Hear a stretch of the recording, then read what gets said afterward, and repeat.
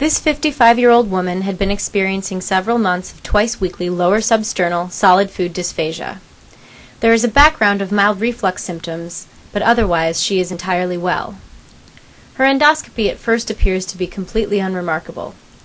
With patience and by gently insufflating small quantities of air into the lower esophagus, suddenly the expected finding appears. This is a Schatzki ring, a membranous structure that occurs at the gastroesophageal junction.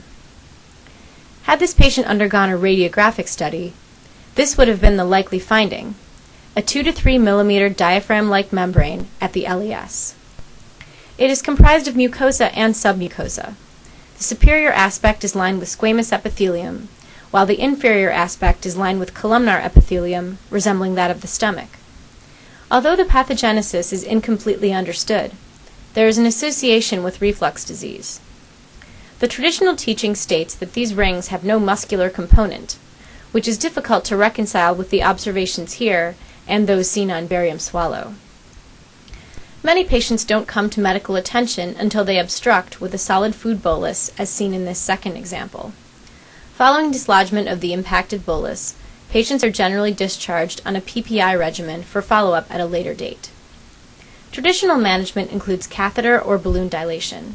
In some patients, symptoms will resolve with proton pump inhibitor therapy alone.